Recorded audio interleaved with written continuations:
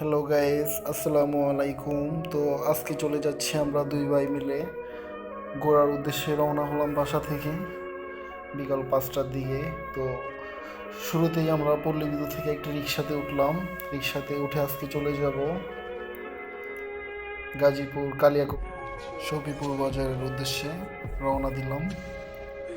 তারপরে দেখতে দেখতে চলে এলাম। সেখানে আসার পর দেখলাম আজকে একটি হনর কোম্পানির ফোন কোম্পানির গ্র্যান্ড ওপেনিং হতে যাচ্ছে।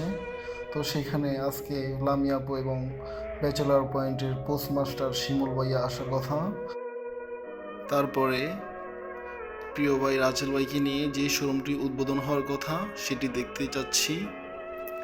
তো যেতে যেতে দেখলাম এখনও যারা আসার কথা তারা এখনও আসে নাই। তো তাদের জন্যই এখনও ওপেনিংটা হচ্ছে না। তারপরে আশেপাশে ঘুরে আমরা আবারও নিচে চলে যাচ্ছি। সেখানে আসার পরে দেখলাম যে নিচে হাজার হাজার লোক তাদের অপেক্ষায় এখনও ঘোরাফেরা করতেছে।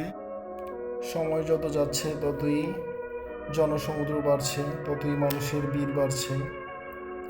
তো আশেপাশে ঘুরতে ঘুরতে তাদের 5টায় আসার কথা ছিল, কিন্তু এখনও তারা রাস্তায় যানজটের কারণে আসতে পারে নাই। কখনো ভাবতে পারি নাই জনপ্রিয় দুই লিজেন্ডের সাথে এমন একটি জায়গায় ঘুরতে এসে দেখা হয়ে যাবে।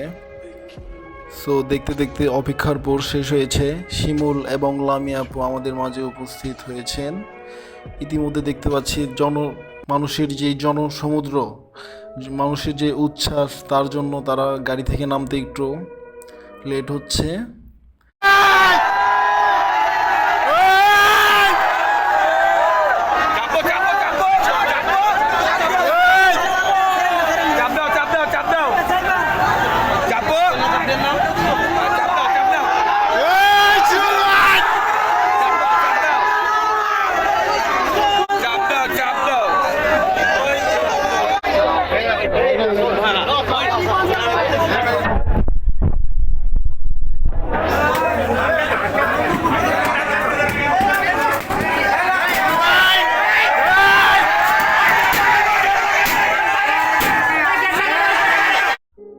ইতিমধ্যে আমরা দেখতে পাচ্ছি যে শিমুল ভাইয়া গ্র্যান্ড ওপেনিং করে তার ভক্তদের উদ্দেশ্যে সাড়া দিলেন, ভক্তদের ভালোবাসা দিলেন।